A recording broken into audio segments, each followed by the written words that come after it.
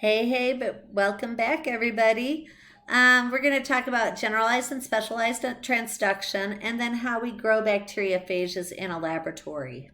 So, generalized transduction, we talked about back in chapter 9.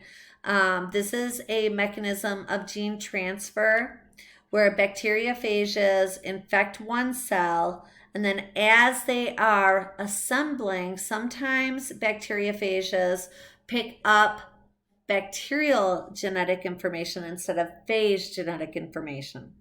And when that new bacteriophage with bacterial information inside infects a host and releases genetic information in, it doesn't kill the host. That new genetic information gets incorporated into the new host.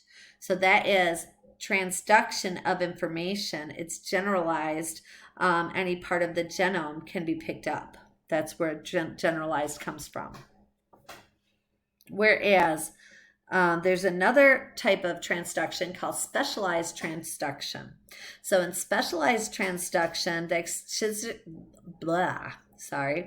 the mistake during the transduction from lysogenic to the lytic cycle occurs, and a piece of the bacterial DNA is removed along with the viral DNA from the genome. Okay, so as the viral DNA is released, bacterial DNA also is released and is incorporated into the new phage head. So now we have bacterial and viral DNA together.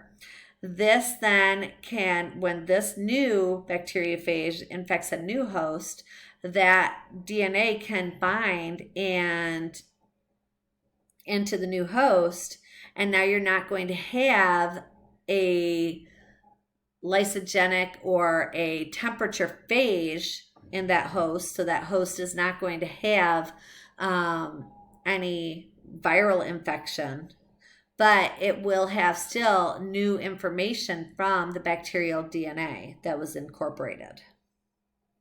And so it's called specialized transduction because the only genes that can be picked up are the bacterial genes that were right next to the phage that was already in the lysogenic cycle with the bacteria.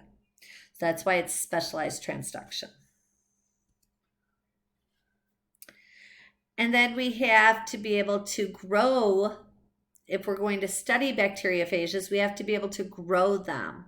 And so actually bacterial phages are not hard to grow because we have bacteria that we can grow on in labs on agar plates.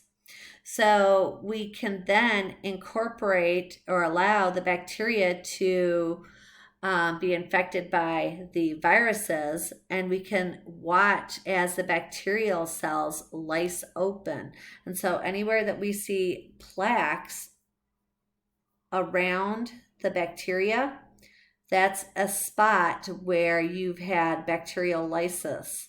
So all of these are bacterial lysis spots where the phages have been growing.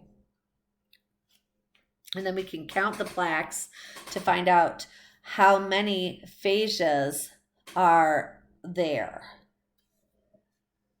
And we count them as plaque forming units.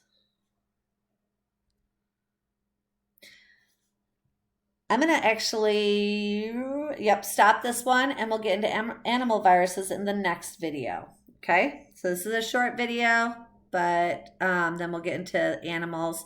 Animal viruses are a little bit more complex than bacterial viruses.